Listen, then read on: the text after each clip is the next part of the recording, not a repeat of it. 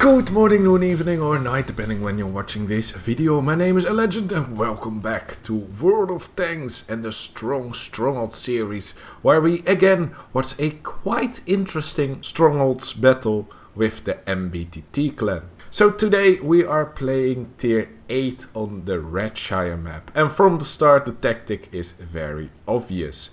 Go full force to the 3-4 line in order to conquer the middle of the map as quickly as possible, with one line tank scouting out the 8-9-0 line in order to watch potential enemy forces on that flank. And because of that scout, we get to know the location of some clusters of enemies very early in the game, allowing us to make a quick decision how to progress our advances further along. And it is very simple. We can just move through because we see that there are a bunch of heavy tanks making their way down the 9-0 line, so we can move up and try to conquer their base pretty much already. So I drive a bit of a different route because I am in quite a slow heavy tank. However, I got a little bit too far out in the open and I am getting a bit punished for it. I do need to be careful because I like to use this particular strategy to get another angle on the enemy team. However, most of the times I am doing this by myself, so especially when I'm driving in the open, I have to be aware that if I get spotted, most of the enemy tanks redirect their attention to me because I am such an isolated target. But since the IS-3s of the enemy team are not camping in their base, only returning right now, we are able to even reach the A line and get another line of fire on the remaining enemy forces in the middle of the map. So I am also trying to again reclaim the middle part of the map, now being a bit more careful, searching better locations with more solid cover, and also I know that I am getting some extra support. And alongside with these mediums we are able to push through and get the enemy tanks in the middle of the map from multiple directions, finishing them off. However, this push through has proven a bit risky because it is a push through the open and there are quite some enemy tanks left firing from the safe locations where they are currently at. And that way, even though we got the higher amount of numbers, the HP pool of both teams are very equal to each other. But the number advantage is the better advantage to have, and with a final push and correct focus firing, it seems like we have this game in the bag. Maybe one or two tanks that are still staying a bit behind, but the mediums are circling the enemy so much that their focus firing is less effective. And that way we are able to get a nice advantage of 3 tanks still, a little bit of the same amount of HP left, but yet again we still got the number advantage. But then something peculiar happens. One of our medium tanks rams one of their heavy tanks, and their heavy tank is still alive. But luckily one of our other mediums finishes him off, and so it is now a 2 versus 1, which is impossible for this last IS-3 to win. But then another medium rams the IS-3 again, and now it's a 1 versus 1 with a 112, which I believe doesn't have premium cells by the looks of it. Whoops. Well, this took a turn for the worst. The enemy IS-3, by the way, good place by him, trying to circle our 112 tracking, and now he is in one shot. The 112 cannot penetrate the IS-3 like that, and we lose. We actually lose.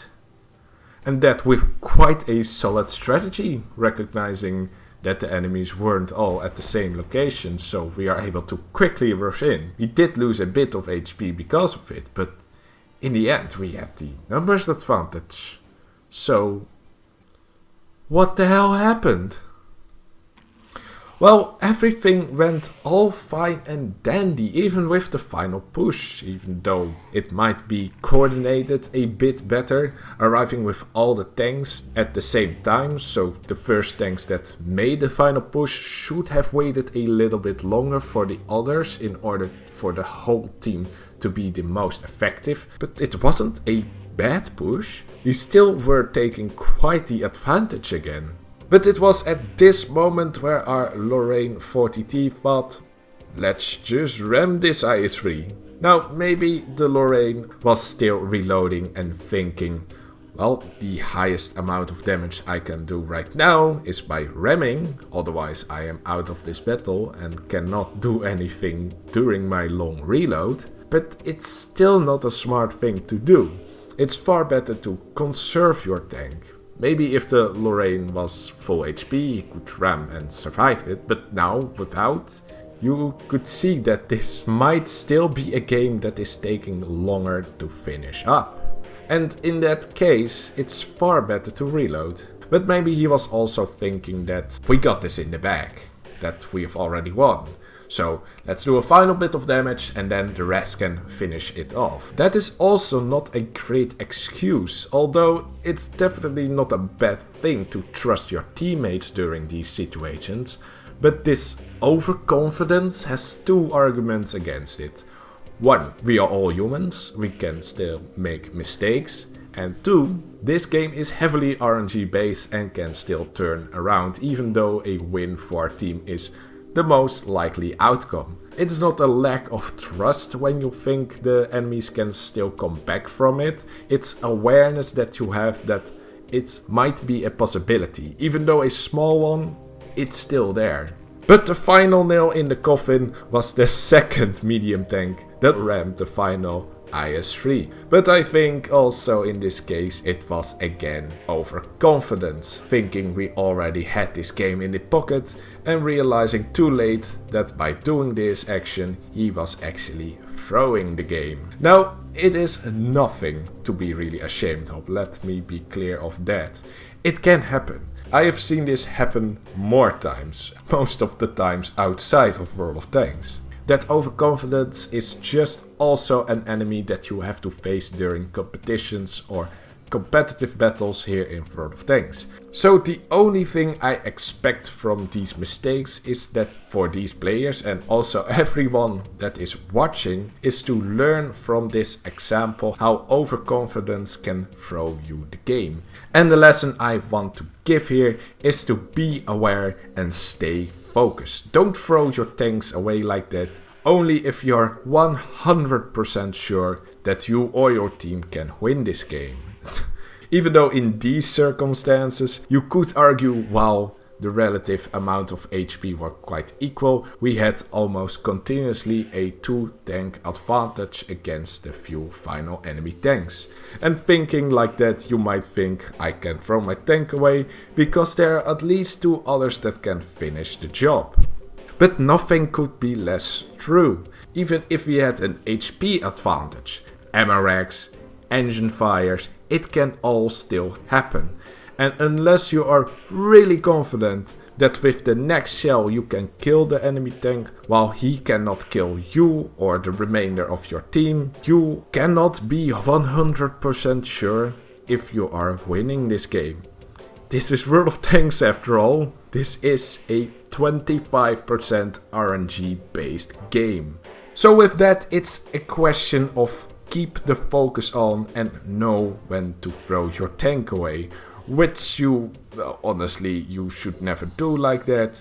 Not in strongholds or competitive battles anyway. It might be fun to just ram yourself into the final enemy tank, but you should keep more awareness. Because having fun is important, don't get me wrong, but winning is also fun to do. And with that, that's the end of this video. Hope you learned something out of this game. I certainly did. And I will see you next time. Laters!